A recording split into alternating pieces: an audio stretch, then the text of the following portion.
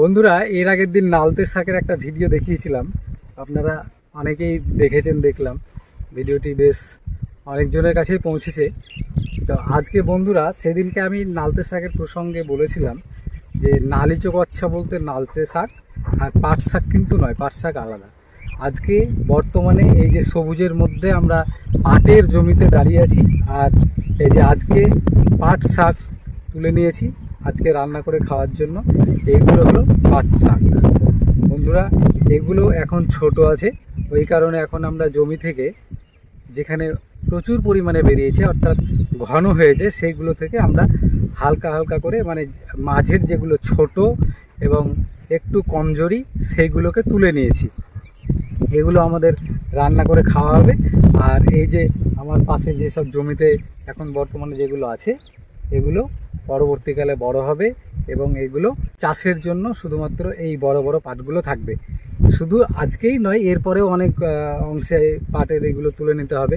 এক একটা পাট প্রায় 4 আঙুল 5 আঙুল ফাঁকের মধ্যে থাকবে, তাহলে পাটটা অনেকটা পুষ্ট হবে এবং তা থেকে আমরা পাটের যে তন্তু সেটা কিন্তু পাবো। তো বর্তমানে এই পাট জমিতে এই শাক তুলতে এলাম।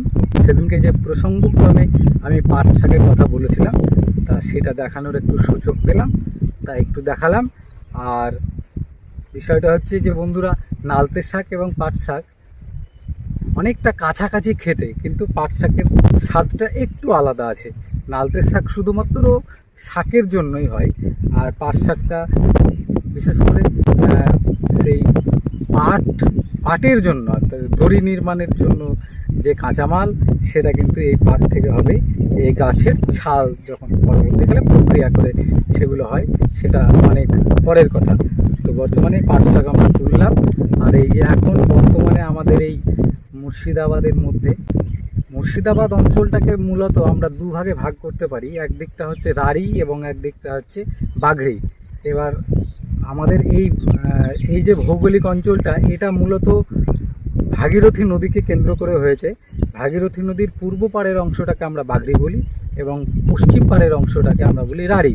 কিন্তু বর্তমানে আমরা পশ্চিম পাড়েরও বেশ কিছুটা অংশ, বিশেষ করে তারপরে আরও পশ্চিমের দিক থেকে সেই দিকটাকে রাঢ়, ওই দিকের মাটিগুলো আলাদা। আর আমাদের এই দিকের মাটিটা কিন্তু পুরো দোআঁশ মাটি, বাঘড়ির মতোই মাটি, কিন্তু এই অঞ্চলগুলো কিন্তু রাঢ়।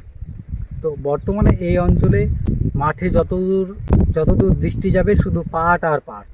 তো সেই পাটের জমি থেকে আজকে আমরা এই ঘন পাটের মধ্যে থেকে শাক খাওয়ার জন্য, ঘন পাটের মধ্যে থেকে এই হালকা হালকা ছোট ছোট পাটগুলো তুলে নিলাম। আপনারা যারা খেয়েছেন তারা তো অবশ্যই জানবেন। এরপরে যখন পাটগুলো বড় হবে তখন এই পাটের এই পাতাগুলো তুলে নিতে হবে, তখন আর পাট পুরোপুরি তুলতে হবে না। ঠিক আছে বন্ধুরা, কেমন লাগলো জানাবেন। আর পাট শাক এবং নালতের শাকের পার্থক্যটা আশা করি বুঝতে পেরেছেন। ধন্যবাদ।